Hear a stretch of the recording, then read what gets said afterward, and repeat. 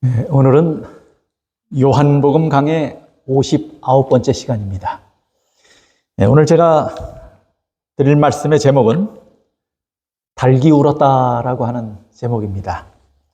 저 제목을 보시면 갈리칸투, 저의 라틴어인데 저 말이 닭이 울었다라는 말입니다. 제가 왜 저런 글자까지 저렇게 제목에 함께 붙였는지 좀 사전 설명을 좀 드리고 시작을 하려고 합니다. 여기 한 멋진 교회가 있죠.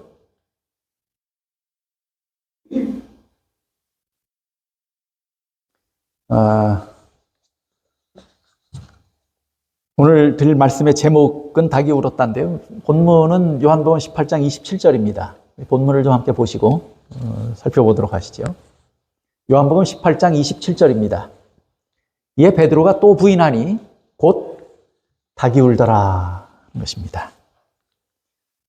여기 아주 멋진 교회가 있죠.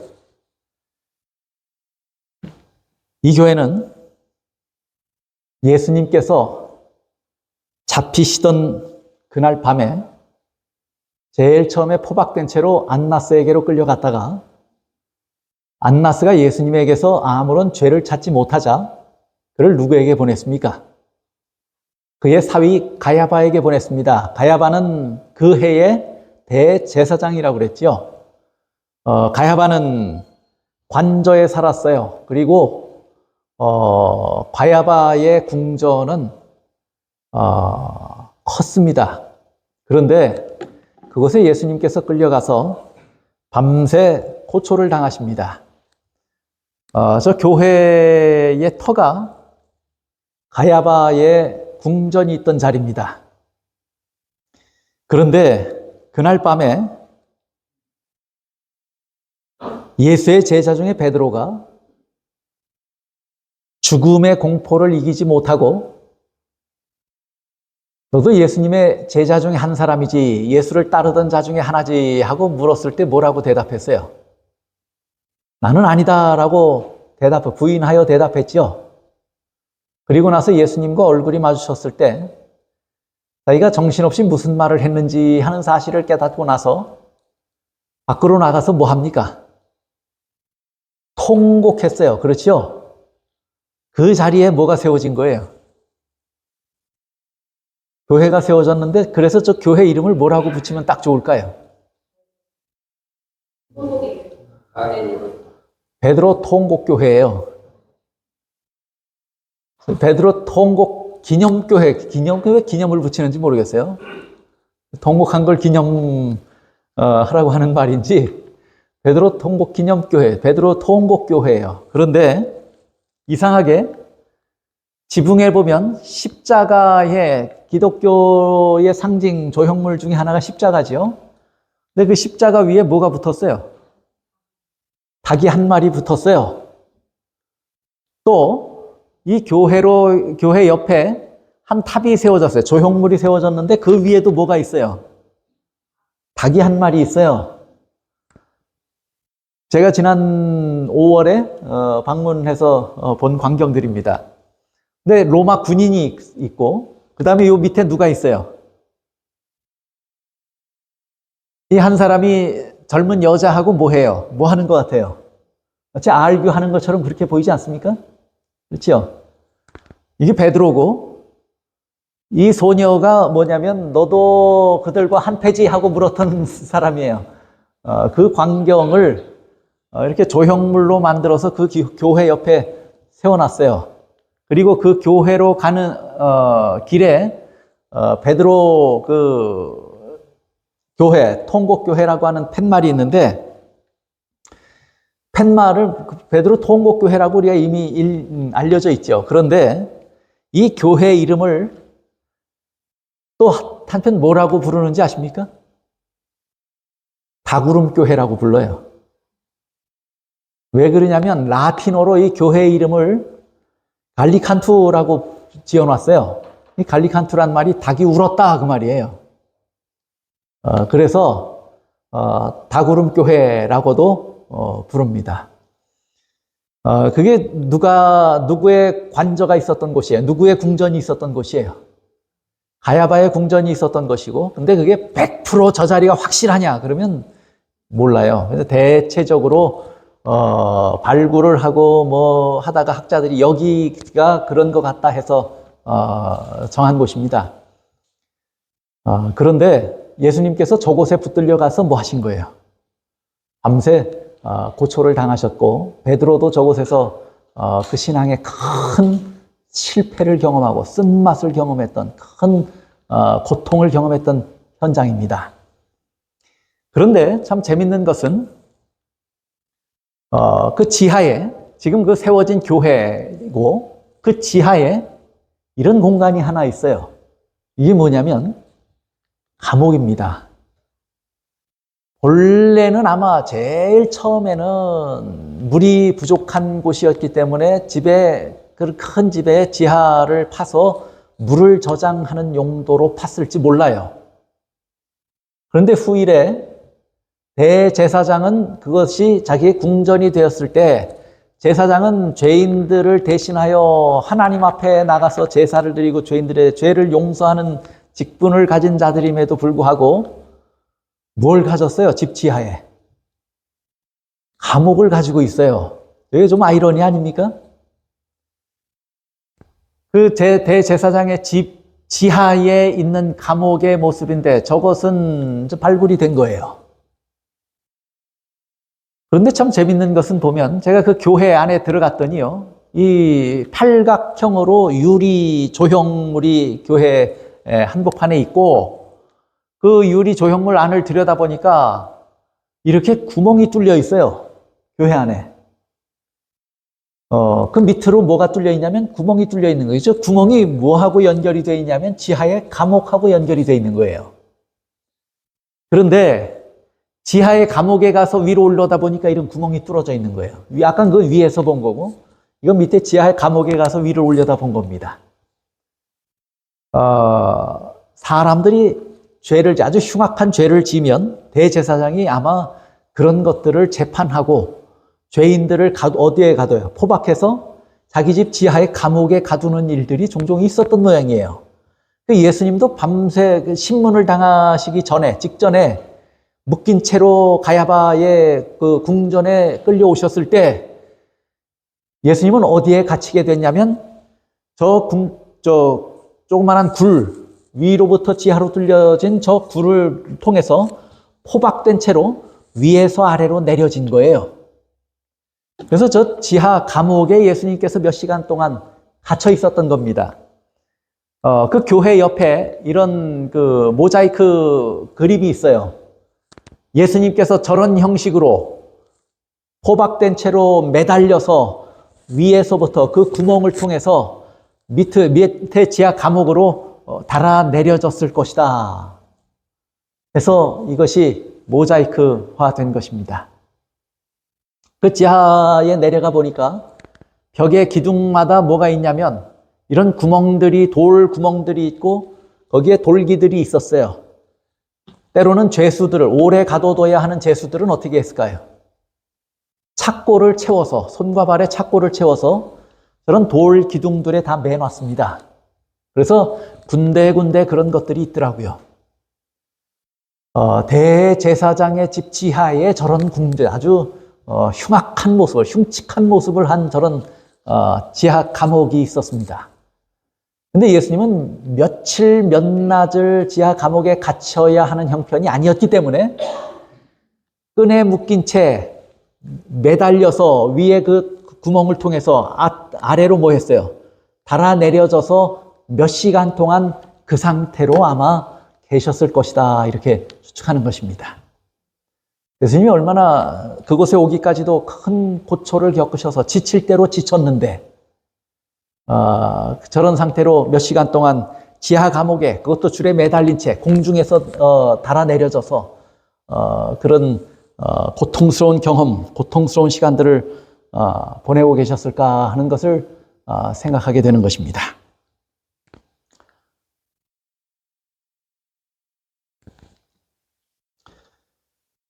그래서 여러분이 저 그림을 보시면 저 베드로 통곡교회고 그 다음에 다구름교회입니다. 네. 아까 제가 본문의 말씀을 통해서 그리고 이 교회의 모습을 보면서 오늘 말씀의 제목을 그 베드로의 실패, 여러 가지 그 베드로의 결심은 실패로 돌아갔고 예수님의 예언은 성취되었다라고 하는 긴 제목을 붙여볼까, 여러 가지 제목을 생각하다가 닭이 울었다. 간단하게 그렇게 정해봤습니다. 겟셋마네 동산의 그 밤에 다른 예수님의 제자들은 다 도망갔습니다.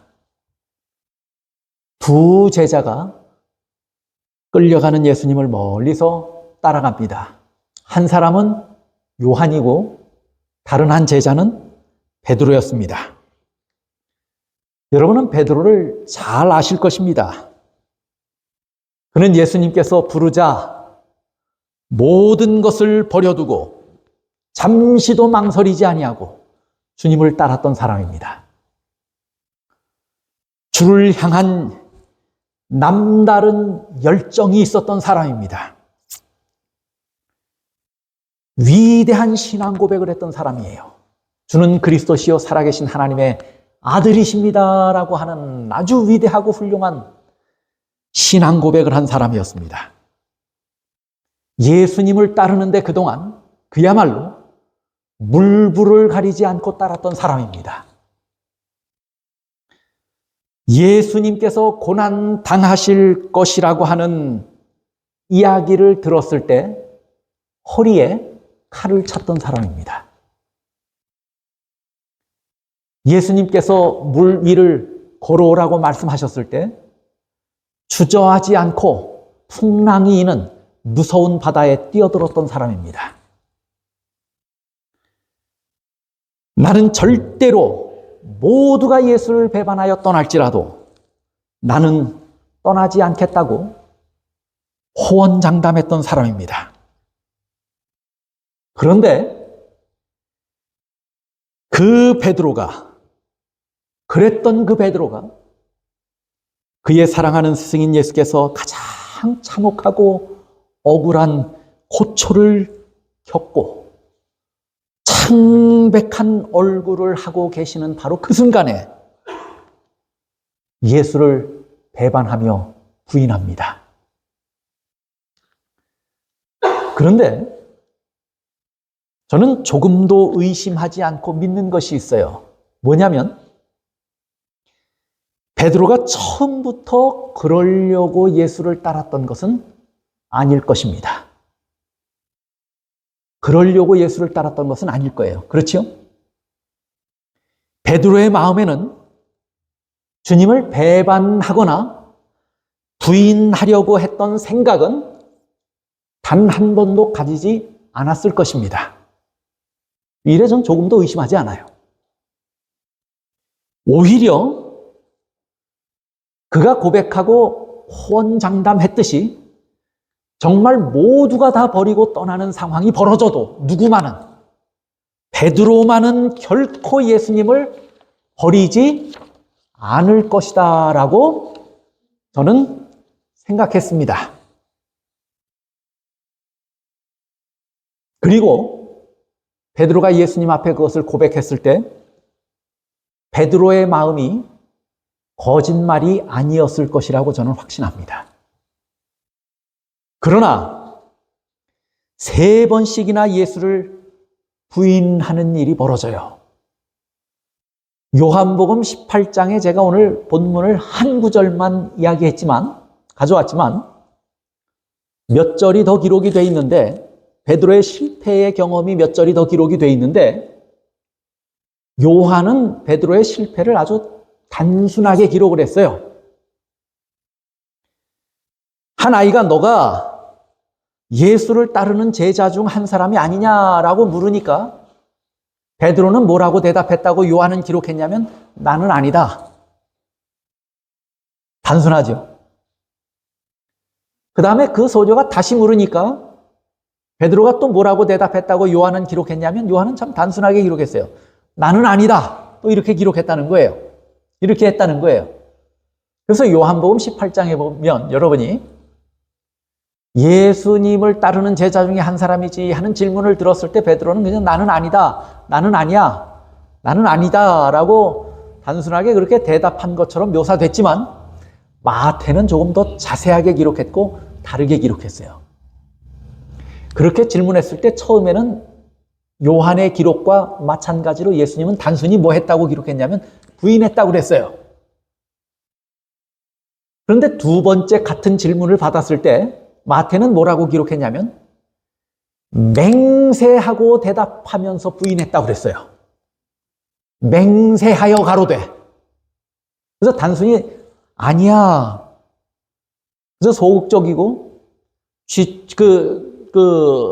쥐죽은 소리처럼 그렇게 아주 소극적으로 난 아니야 하고 그런 정도로 대답한 것이 아니고 어떻게 대답했다고요? 맹세하고 대답하면 목소리도 좀 커질까요? 뭔가 단호한 표정이 그 얼굴빛에 있어야 하죠. 맹세 정도 하려면. 그 마태는 맹세하고 부인했다고 그랬어요. 두 번째 질문을 받았을 때. 세 번째 질문을 받았을 때 베드로는 또 뭐라고 대답했다고 그랬냐면 저주하며 맹세하여 가로되 이렇게 얘기했어요. 그냥 단순히 부인한 정도가 아니고 어떻게 했다고요? 누굴 저주한 거예요? 자기를 저주했을까요? 누굴 저주했을까요? 자기를 저주했다고 했을까요? 누굴 저주한 거예요? 저주하며 맹세하여 가로되. 마태는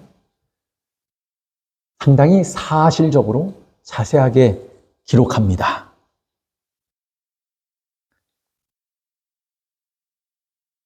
그 사건을 마태는 사실적으로 자세하게 기록했는데 제가 그 광경을 보면서 그 순간 베드로의 장담은 철저하게 부정되었고 무너졌고 예수님의 예언은 확실하고 완전하게 성취됩니다. 그렇죠? 예수님이 뭐라고 예언하셨어요? 다 굴기 전에 네가 나를 어떻게 하리라고요? 3번 부인하리라. 베드로의 장담은 뭐였어요? 모두가 주를 버릴지라도 나는 주를 버리지 아니하겠나이다. 베드로의 장담은 철저하게 무너져 내렸고 예수님의 예언은 완전하게 성취된 그런 현장이었습니다.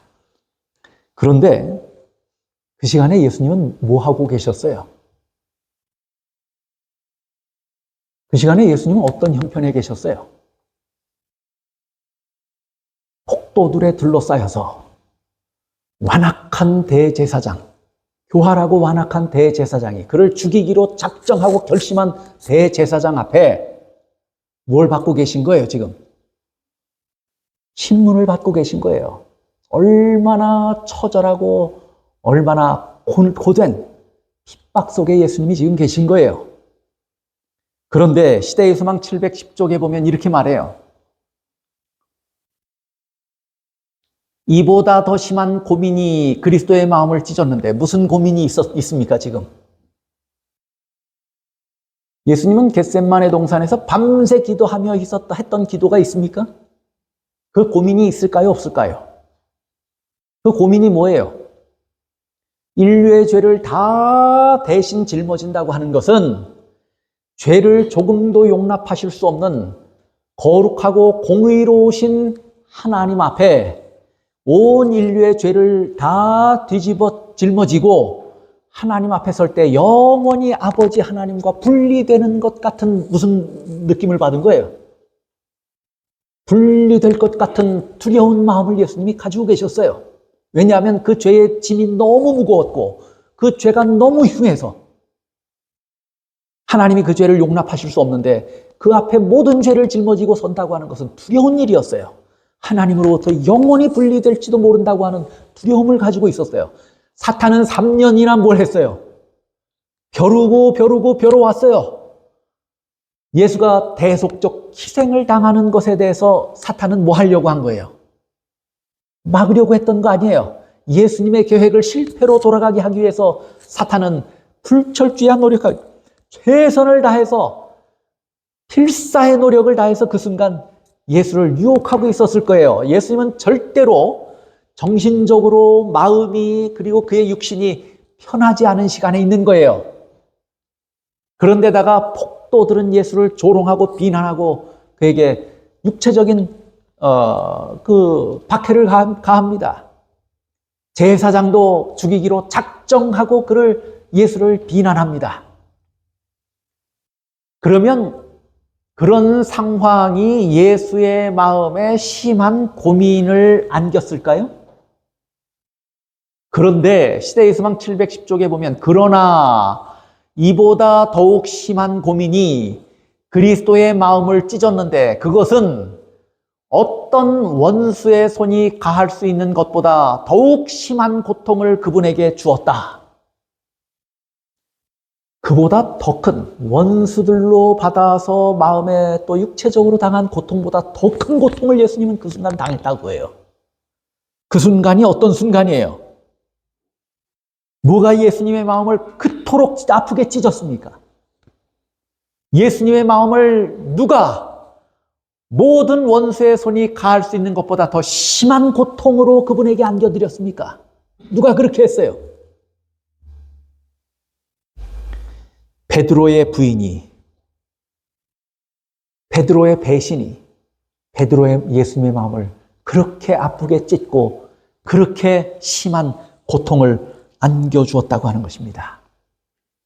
그의 사랑하는 스승에게 위로가 되어야 할 그 시간에 그분의 마음에 오히려 더 심한 고통을 안겨준 것이에요. 그 어떤 도움도, 그 어떤 위로도 얻지 못한 채 예수님은 지금 그 고통스러운 밤을 보내고 계신 것입니다. 그런데 주님께 헌신하고 충성하는 일에 언제나 앞장섰던 베드로가 이렇게도 완강하게 주님을 부인하며 그의 신앙에 실패하는 경험을 갖게 되었는가 하는 것입니다. 어떻게 이렇게 되었는가? 어쩌다 그렇게 되었는가 하는 것입니다. 어쩌다 보니 그렇게 되었다. 이렇게 이런 말로는 설명할 수가 없죠. 그렇죠? 그럴 만한 원인이 베드로에게 있었을 것이에요. 그렇지 않습니까? 그러니까 그랬죠. 베드로답지 않잖아요. 여러분, 그 원인이 뭐라고 생각하십니까? 예수님이 고난당하신다고 하는 소식을 들었을 때 바로 그 허리에 칼 찼던 사람이에요. 뭐 하려고 했던 거예요? 내가 내 목숨을 바쳐서라도 예수를 지키겠다고 결심했던 순간, 그것도 가장 최후의 순간까지 그랬던 사람이에요. 그렇지 않아요? 예수님이 잡히시던 그 밤에 그랬으니. 불과 몇 시간 전까지만 해도 베드로는 그런 모습이 아니었잖아요. 그런데 왜 지금 이런 모습으로 서 있습니까? 이유가 뭐예요? 원인이 뭐라고 생각하십니까? 아무 이유 없이 그랬을까요?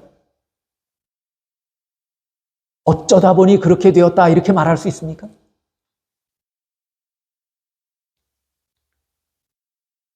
베드로의 실패한 원인이 뭐냐 하는 것입니다.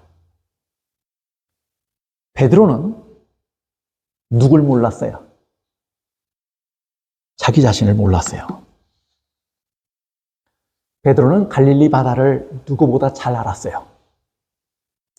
고기 잡는 법에 대해서는 절대로 뒤지지 않는 사람이었어요. 예수님께서 사람 낚는 어부가 되게 하신다라고 하시겠다고 약속하셨을 때 그것이 무슨 의미인지 알았어요. 예수를 따르며 내가 예수의 제자다라고 하는 사실을 이해했고 알고 있었어요. 예수님이 어떤 분이신지 알았습니까? 몰랐습니까? 알았어요. 모두가 선지자 중에 하나다라고 말했을 때 베드로는 뭐라고 그랬어요? 예수님은 그리스도시고 하나님의 아들이라고 얘기했어요. 예수님을 그처럼 잘 안 사람이 있습니까? 없습니까? 예수님을 가장 잘 안 사람이에요, 베드로는. 그런데 베드로가 몰랐던 것이 딱 하나 있어요. 그게 뭐예요? 자기 자신을 몰랐던 거예요. 자기 자신이 얼마나 연약한 존재인지를 몰랐던 거예요. 베드로가 모든 것을 버리고 주님을 따랐고 주님을 위해서 헌신하고 위대한 고백을 했지만 그럼에도 불구하고 나는 어떤 사람이라는 거예요. 무력하고 연약하다라고 하는 사실을 베드로는 몰랐어요. 어떤 사람이 제가 어떤 글을 보니까요. 일반적으로 사람들은 자기 마음에 속고 있답니다. 자기가 본능적이고 충동적이면서 어떻게 알고 있는 거예요? 자기 자신에 대해서. 고집사님은 본능적이고 충동적입니까? 베드로보다 낫네. 본인은 아니라고 그러는데 아내는 그렇다고 말하는데 보통. 그렇죠? 본능적이고 충동적이면서도 자기는 무척 이성적이라고 생각한다는 거예요. 그건 뭐예요? 사실, 그리고 합리적이라고 생각한다는 거예요. 그 사실입니까? 착각입니까? 착각이에요. 사람이 그런 식으로 자기 마음에 속고 산다는 거예요. 갈라디아서 6장 3절에 이렇게 말해요. 만일 누가 아무것도 되지 못하고 된 줄로 생각하면 스스로 뭐한 것이라고요? 스스로 속인, 아무것도 되지 못했는데 된 줄로 생각하면 속은 거예요? 안 속은 거예요? 누가 누굴 속인 거예요? 자기가 자기를 속인 거예요. 여러분, 구원을 위해서 준비가 되셨습니까? 그런데 어떻게 생각해? 그런데도 이렇게 여러분의 모습 속에 두려운 흔적이 조금도 없어요. 여러분의 구원을 조금도 의심하지 않는 모습을 하고 앉아 계십니다. 그 대단한 믿음이에요, 한편으론. 그런데 한편으론 믿음이지만 다른 한편으론 뭐일 수 있어요? 되지도 못했는데 뭐 한 줄로? 된 줄로 생각하는 것일 수도 있어요. 두려워하지 않고 이렇게 평화로운 얼굴빛을 하고 있는 거 보면 정말 구원 얻어서 그렇다면 얼마나 좋아요. 그런데 사실 준비되어 있지도 않는데 준비된 줄로 스스로 착각해서 자기 자신을 속이고 그렇게 있다면 그건 잘된 것이에요? 잘못된 것이에요? 잘못된 거예요. 이 모습이 누구의 모습이었냐면 베드로의 모습이었어요. 자기는 많은 것을 알고 있다고 그랬어요. 예수님을 진짜 사랑한다고 생각하고 있었어요. 예수님께 충성하고 헌신한다고 생각했어요. 제자들 중에 한 사람을 뽑으라면 그게 나라고 생각했어요. 그런데 베드로는 자기 자신에 대해서 지금 뭐 하고 있는 거예요? 속고 있어요. 자기가 얼마나 연약한 존재고 얼마나 무력한지를 베드로는 모르고 있어요. 오늘 이런 모습이 저와 여러분의 모습일 수도 있습니다. 우리가 주님을 위해서 시간도 아깝지 않고 재능도 아깝지 않고 재물도 아깝지 않고 심지어는 생명까지라도 드리겠다고 찬양도 하고 고백도 하고 간증도 해요. 그런데 실제로 고백하고 결심하고 맹세한 것을 지킬 능력이 우리에게 있습니까? 없습니까? 여러분이 고백한 대로 살 능력이 여러분 안에 있습니까? 없습니까? 결심한 대로 살고 계십니까? 그럴 능력이 우리에게 있어요, 없어요? 마음은 원이지만 뭐가 약해요? 육신이 약하도다 하고 지나가요. 그렇죠? 그건 뭐 한 사람의 얘기예요. 결심한 대로 살지 못하는 사람들의 얘기예요. 그렇죠? 근데 그게 실제예요. 그러면 그 사람이 강한 거예요? 약한 거예요? 약한 거예요. 여러분이 하나님께 약속한 것들이 있습니까? 없습니까? 하나님과 서원한 것, 하나님 앞에 서원한 것이 있습니까? 없습니까? 그런데 그 지금도 기억하고 있습니까? 지금도 지키고 있습니까?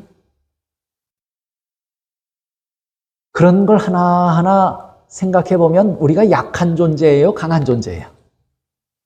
무력하고 연약해요. 오늘 우리가 얼마나 연약한지 몰라요. 너나 할 것 없이 우리 모두가 스스로에게 속고 있는 거예요. 이쯤 하면 그런 대로 신앙 잘하고 있는 것이다 라고 생각하십니까? 안 하십니까? 그런데 한번 생각해 보세요. 지금 이 순간에 이 시간에 나를 만들려고 지금 저나 여러분의 모습이에요. 오늘 나를 만들려고, 오늘 저를 만들려고, 오늘 여러분을 만들려고 그 상태를 보시며 만족하시려고 예수님께서 하늘 궁전을 버리고 이 땅에 오셨을까요? 오늘 이 상태를 보고 만족하시기 위해서 하늘 궁전을 버리고 이 땅에 오셨을까요? 죄인의 형상으로 오셔서 모진 고초를 당하신 것입니까? 오늘 지금 제 모습 보시기 위해서? 이 정도의 모습을 보시고 만족하기 위해서 예수님께서 그렇게 고초를 당하셨을까요? 지금 이 정도의 나를 만들려고 예수님은 피 흘려 십자가에 돌아가셨을까요? 이 정도의 삶을 살아도 괜찮다고 오늘 이 순간에 나를 보시며 만족하시려고 예수님께서 그런 고초를 겪으시고 십자가를 지셨느냐 그거예요. 베드로를 보세요. 누구보다 열심히 주를 따랐습니다. 열심으로 치자면 우리 중에 어느 누구도 베드로 같은 열심을 가지지 못합니다. 그러나 주님께 진짜 사랑을 나타내 보이고 충성해야 될 그 시간에 정작 꼭 필요했던 그 시간에는 베드로의 모습이 어떠했는지를 보세요.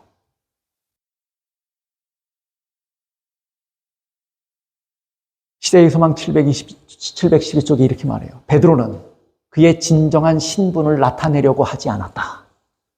무관심한 태도를 가장함으로 그는 자신을 원수의 편에 두었으며 쉽게 원수의 밥이 되었다.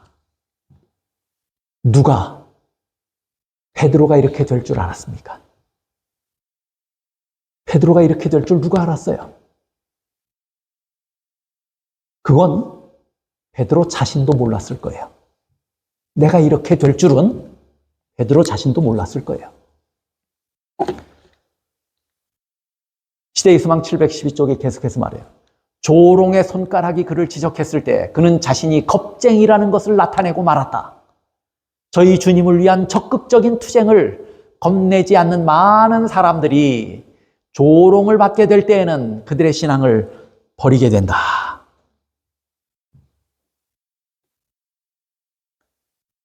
베드로는 그의 목숨이 위태로울 때 때로는 호기 있게 예수님 앞에 서서 칼을 뽑았던 사람이에요. 그렇죠? 그때는 베드로는 마치 뭐한 사람 같아요. 적극적인, 주님을 위해서 적극적인 투쟁을 겁내지 않는 사람 같지 않습니까? 그렇죠? 그런 베드로는 또 어떤 사람이에요? 동시에 조롱을 받게 되니까 너도 그들과 한패지 하는 그게 마치 조롱처럼 들렸을 거예요. 또 만약에 그렇게 된다면, 만약에 그렇다고 하면 또 어떻게 될까 봐요. 그 법정에 함께 세워져서 저 많은 사람들의 조롱과 야유를 받고 박해를 받는 것을 생각하니까 뭐 한 거예요? 두려워져서 겁이 덜컥 나서 그 신앙을 뭐 한 거예요? 부인한 거예요. 그렇죠? 예수님을 부인했다고 하는 것은 그가 지금까지 3년을 예수님을 따라왔던 그의 신념과 신앙을 뭐 한 거예요? 부인한 거예요. 조롱의 손가락이 그를 지적했을 때 생명을 버리겠다고 아주 호언장담하고 때로는 그런 용기가 있었던 베드로였는데 저런 모습으로 변한 것입니다. 이렇게 될 줄 누가 알았어요? 베드로 자신도 몰랐습니다. 결국 베드로는 3번이나 예수를 부인합니다. 그리고 뼈저리게 느꼈을 것입니다. 내가 어떤 사람이라는 것을요. 내가 연약한 사람이었던 것을 뼈저리게 느꼈을 거예요. 자기 자신의 형편과 모습을 자각하고 베드로는 너무도 허무하고 너무도 슬픈 나머지 통곡했던 거예요. 오늘 우리가 우리 자신의 모습과 우리 자신의 형편을 이해하지 못하고 자각하지 못하고 예수를 따른다는 것이 이토록 위험하다고 하는 사실을 우리도 깨달아야 합니다. 예수님의 제자가 되는 길에 대단히 중요한 것이 있어요. 그게 뭐예요? 자기 자신에 대해서 속지 말아야 돼요. 내가 어떤 사람인지 알아야 돼요. 예수를 따르는데 이것처럼 기본적이고 중요한 것이 없어요. 내가 어떤 사람인지를 바로 아는 것. 예수의 제자가 되는데 뻔뻔하고 겸손하지도 않고 진실되지도 않고 그러면서 그리스도인이 되고 예수의 제자가 된다고 하는 것은 그건 뭐예요? 그럼에도 불구하고 될 수 있다고 생각하는 것은 착각이고 스스로를 속이는 거예요. 내가 어떤 사람인지 알아야 돼요. 그래서 고린도전서에는 뭐라고 말했냐면 고린도전서 10장 12절에 그런즉 선줄로 생각하는 자는 뭐 할까 조심하라고요. 넘어질까 조심하라고요.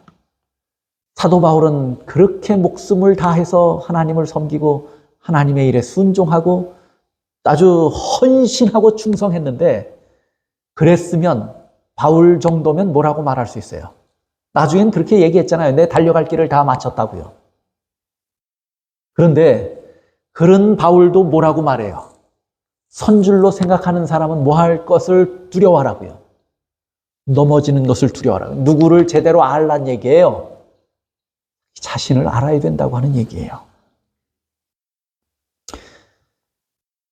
여러분 이게 왜 그렇게 중요할까요? 베드로가 몰랐던 자기 자신. 그래서 성경은 우리에게 자신을 알아야 한다고 분명하게 강조하여 가르치는데 베드로가 몰랐던 자기 자신을 아는 것이 왜 그렇게 중요합니까?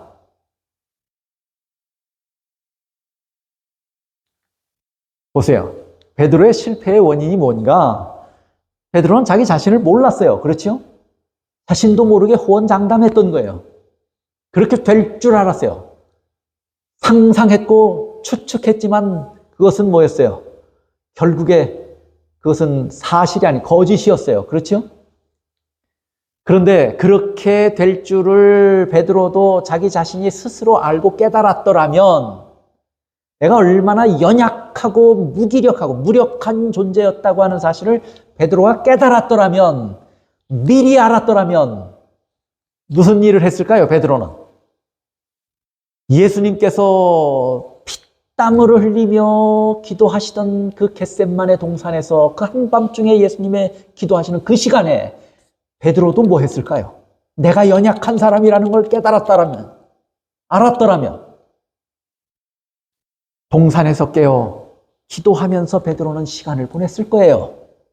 또 예수님께서 그렇게 기도하실 때 베드로도 내가 연약하다고 하는 사실을 깨닫고 예수님께서 기도하시던 그 시간에 함께 깨어서 기도하면서 시간을 보냈더라면 베드로는 그 위기의 순간에 실패했을까요?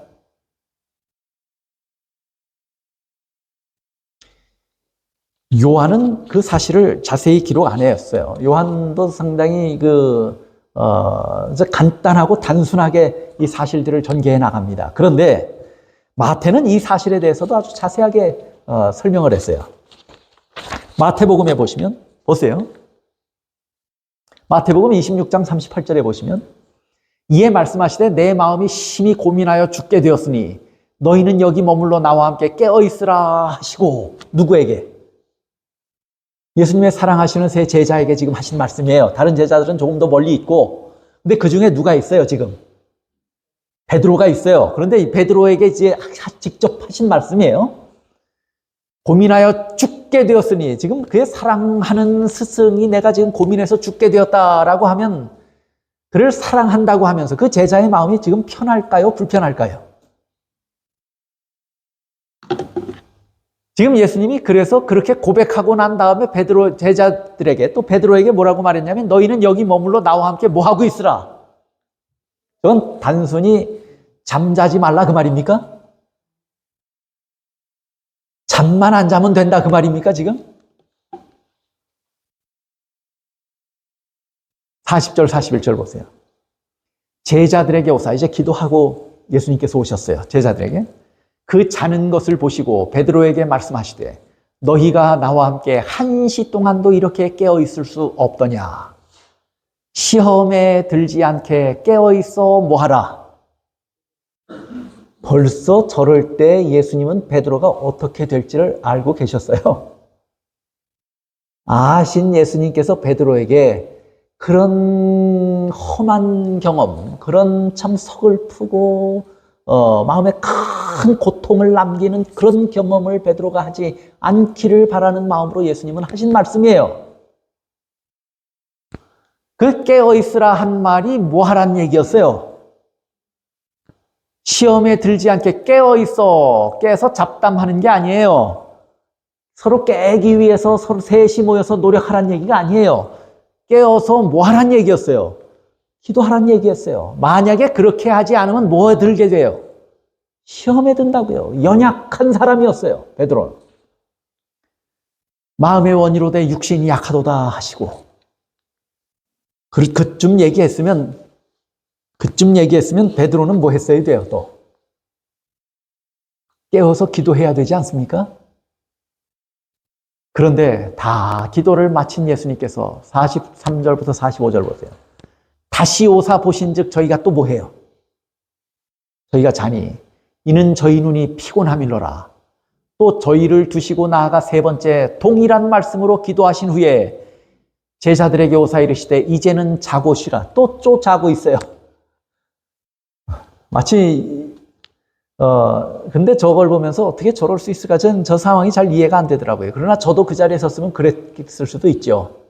그러나 저나 여러분이 객관적인 모습으로 저 구절들을 쭉 읽으면 저게 지금 이해가 되십니까? 안 되십니까? 그의 사랑하는 스승이 지금 그러고 있고, 그 다음에 잠자지 말고 깨어서 나와 함께 같은 마음으로 기도해달라고 부탁하는데, 그 사랑한다고 하는 세 제자가 그렇게 잠들어 있을 수 있습니까? 잠 올까요? 그런데 저렇게 잠들어 있는 제자들의 모습을 보십시오. 그렇게 호언장담했던 베드로가 예수님으로부터 무엇까지 받았어요? 시험에 든다 하고 경고까지 받았어요. 기도하지 않으면 시험에 든다. 시험에 들지 않게 깨어있어 기도하라고 그랬어요. 그런 경고까지 들었더라면, 그리고 예수를 사랑하는 마음이 있고 안타까운 예수를 향한 마음이 있었다면 베드로는 뭐 했어야 돼요? 그 시간에 깨어 있었어야 돼요. 그 시간에 기도하고 있었어야 돼요. 예수님에게 위로가 되도록 하기도 해야 했지만 자기 자신이 시험에 들지 않도록 기도했어야 돼요. 왜요? 자기 자신이 연약한 걸 몰랐으니까 기도하지 않고 버틴 거 아니에요. 이거 얼마나 위험한 일이에요.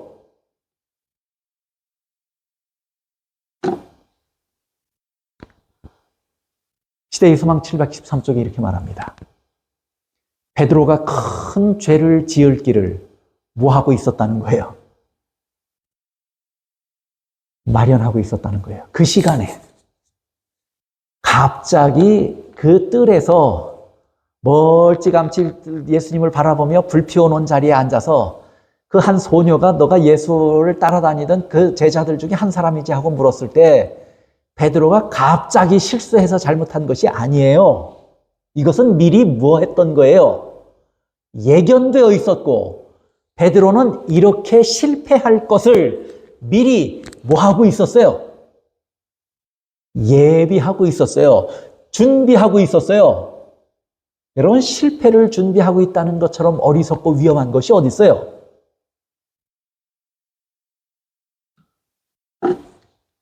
베드로가 큰 죄를 지을 길을 마련하고 있었다. 준비하고 있었어요. 죄 지려고 준비하고 죄 짓기 위해서 예비되어 있었어요. 그때가 바로 예수님께서 베드로에게 뭐 하라고 했던 때라는 거예요. 깨어 기도하라고 명하셨는데도 자고 있던 바로 그때였다 그랬어요. 여러분이 가지신 주보의 시대의 수망 714쪽을 보시죠. 다 읽었으면 좋겠지만 시간이 부족하니 그 중간에 검은 글씨, 더 두터운 글씨로 인쇄된 부분이 있죠. 그 나머지 부분은 여러분이 오늘 그 집에 가셔서 읽으십시오. 그 다음에 그 두텁게 인쇄된 부분만 좀 제가 읽겠습니다. 동산에서 깨어 기도하면서 시간을 보냈더라면 누가요? 베드로가요. 베드로는 자기 자신의 연약한 힘만을 의지하도록 버려두지 않았을 것이다. 그는 주님을 뭐하지 않았을 것이라고요? 부인하지 않았을 것이다. 베드로가 그렇게 연약한 모습을, 자기 자신의 어떤 모습을 깨닫지 못하고 만약에 내가 연약하다는 걸 깨달아 알았더라면 위로부터 하늘의 능력이, 하늘의 도움과 은혜가 나에게 없다면 내가 실패할 수밖에 없는 존재지라고 하는 사실을 깨달아 알았더라면, 미리 알았더라면 그 순간에 베드로도 뭐 했을 거예요? 기도했을 거예요. 자기 자신에 대해서 몰랐어요. 연약하다고 하는 사실을 외면했어요. 스스로 속고 있었어요. 그래서 뭐 해요? 기도도 하지 않고 있었어요. 그건 뭘 준비한 거예요? 뭘 예비했다고 그랬어요?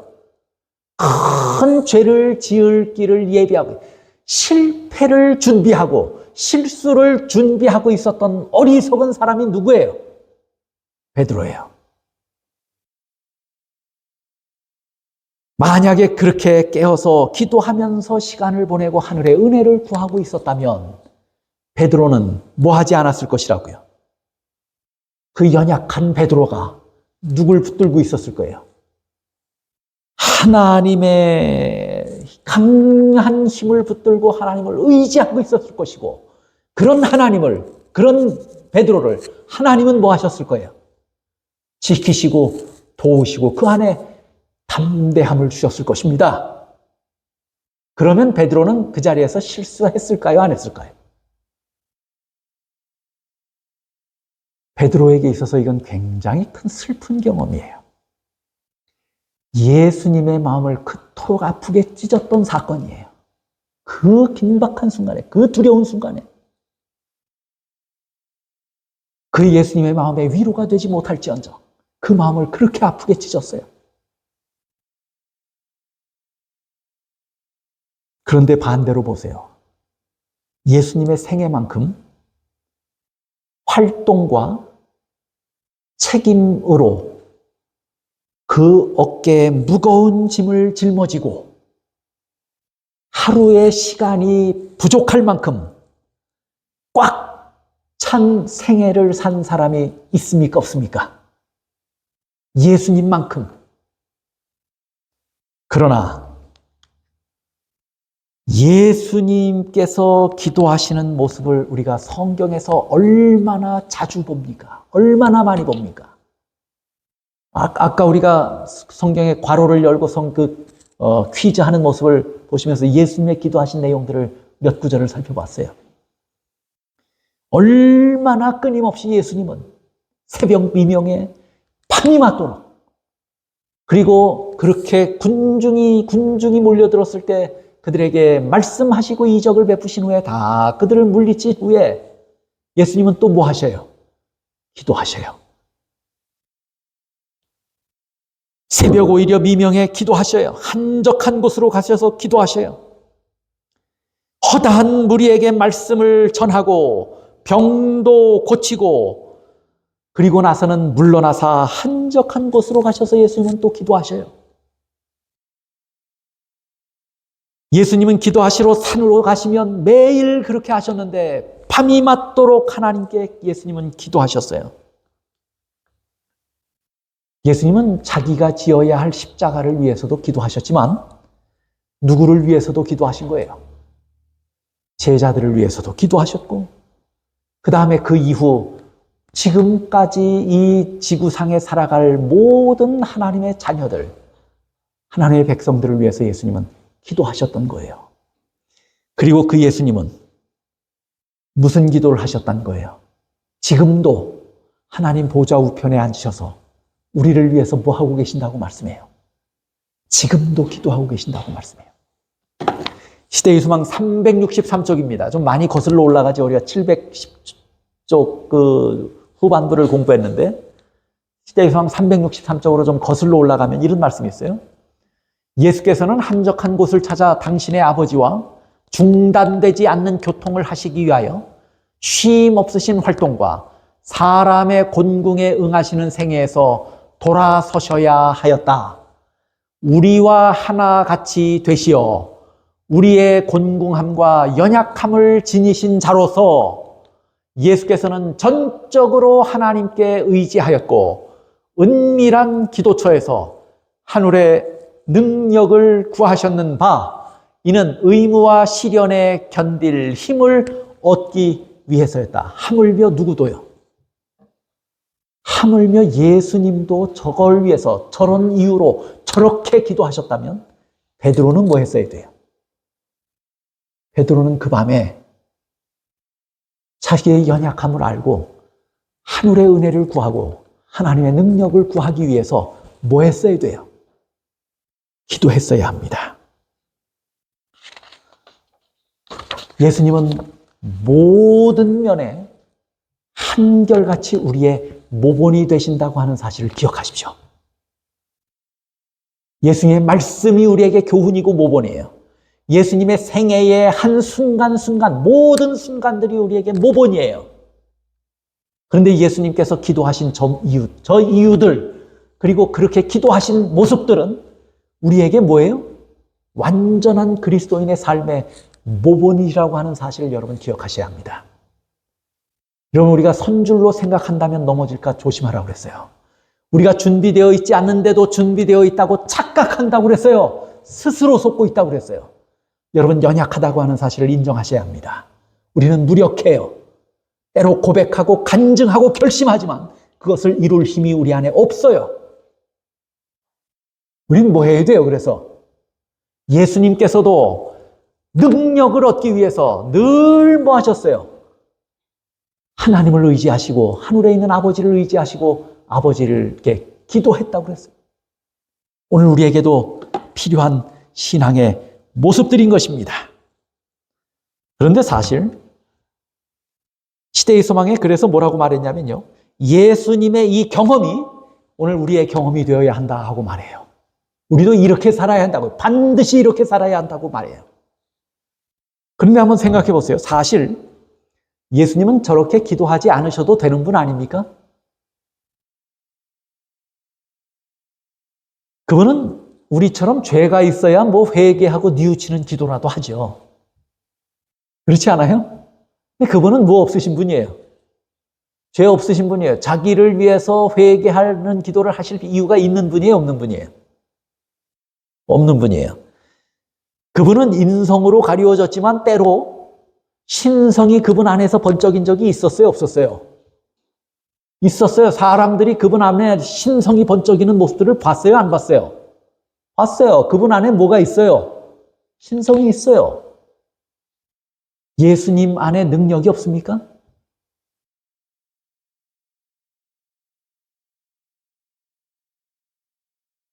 그럼에도 불구하고 기도할 이유도 없고 기도할 필요도 사실은 없었던 예수님도 저런 이유로 기도하셨다면, 그럼에도 불구하고 그분이 그렇게 열심히 기도하셨다면 그리고 예수님의 모습을, 사신 모습을 보면요. 기도하지 않고는 단 하루도 살지 못하셨고, 기도하지 않고는 아무것도 하지 않으셨어요. 그게 예수님께서 우리에게 보이신 모본이에요.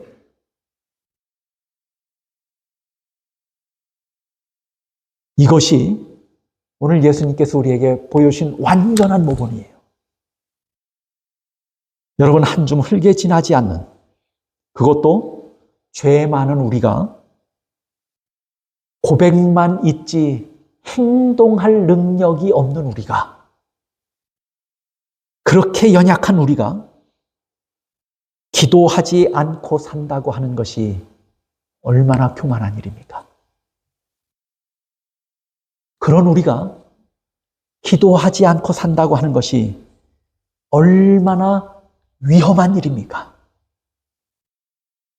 그렇게 우리가 지금껏 살아서 마치 예수님의 재림을 준비하고 있는 것처럼 살지만 뭘 준비하고 살아왔냐면 실패를 준비하고 살아온 것이에요.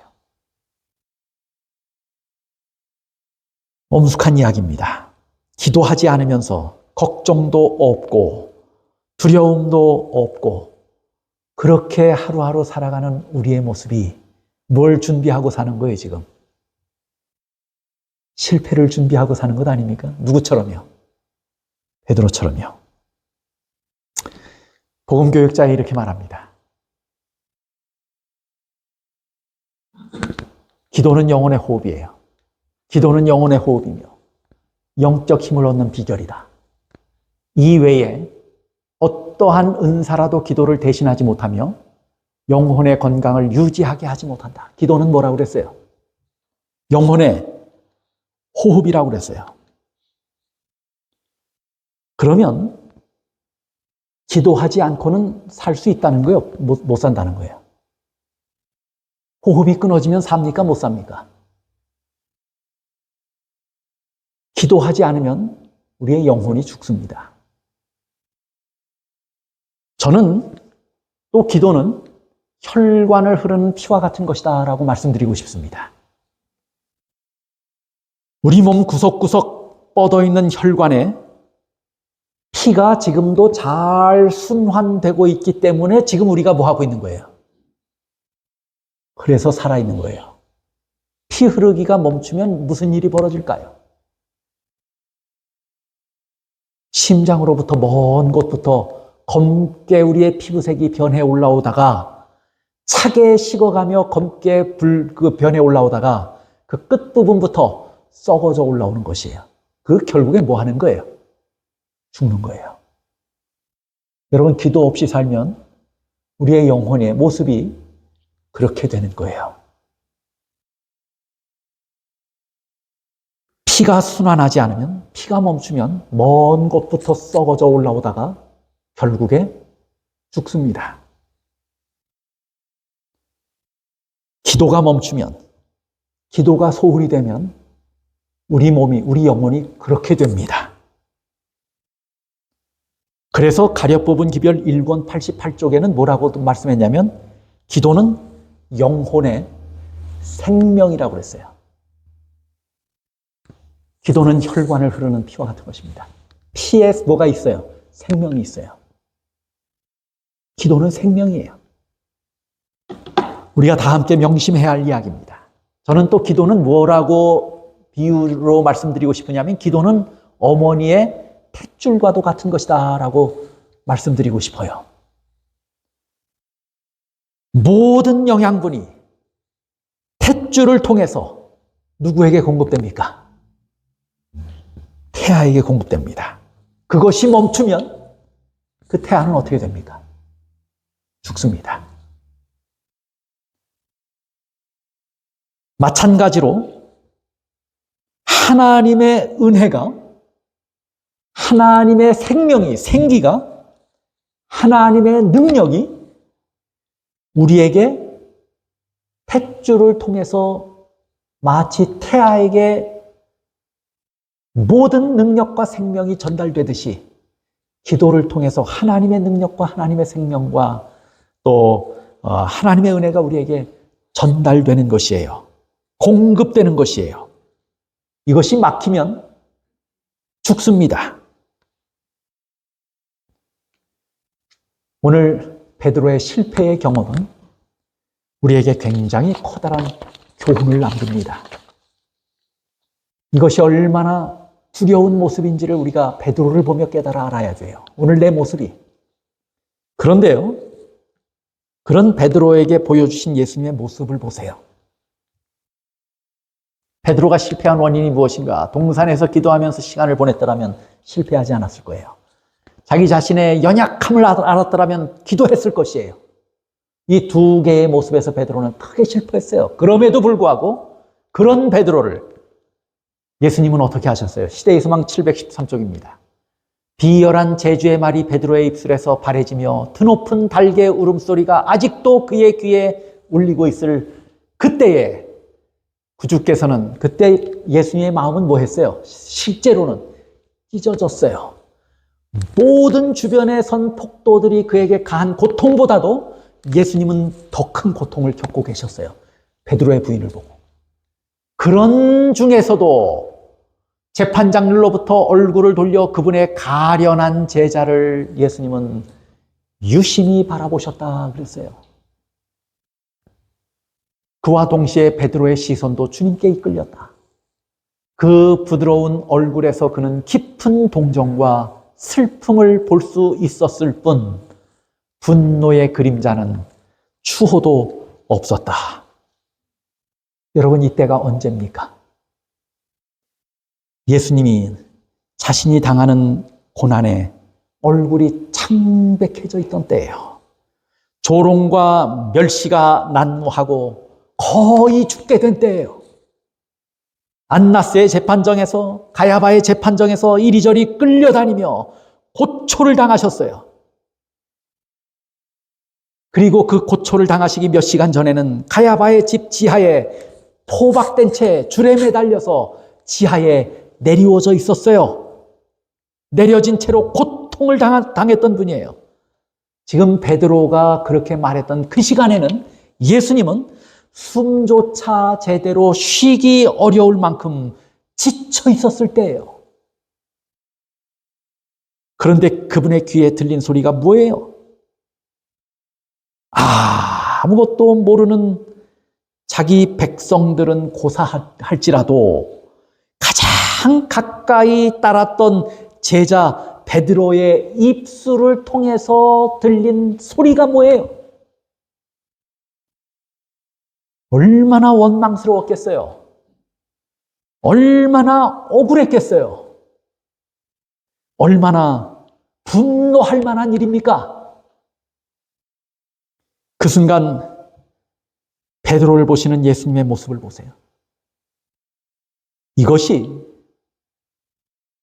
그분이 죄인들을 보시는 항상 한결같은 모습이라고 하는 사실을 여러분 꼭 기억하시길 바랍니다. 비겁하고 실패한 죄인을 대하시는 변하지 않는 예수님의 사랑이라고 하는 사실을 꼭 기억하시기를 바랍니다. 온 인류의 죄를 속하려는 그 엄숙한 시간에 실패한 한 사람의 영혼을 용서하시고 회복시키시는 예수님의 모습을 꼭 보게 되시기를 바랍니다.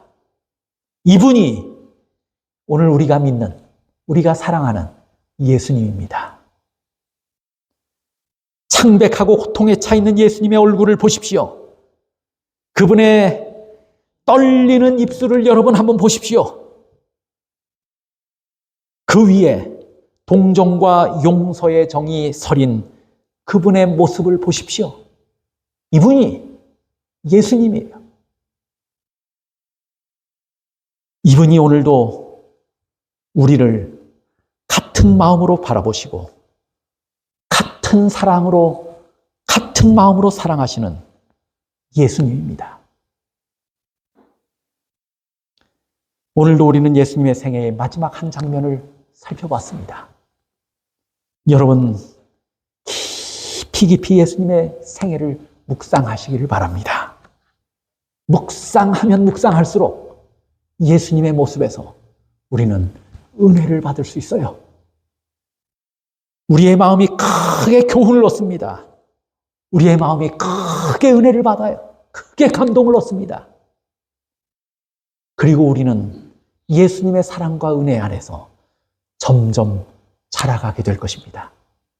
꼭 예수님의 생애를, 마지막 순간들을 깊이 묵상하시며 큰 은혜를 받으시며 그 사랑과 은혜 아래서 우리 모두 함께 믿음 안에 굳게 서고 자라가는 우리 모두가 되시기를 간절히 바라면서 오늘 말씀을 줄이겠습니다.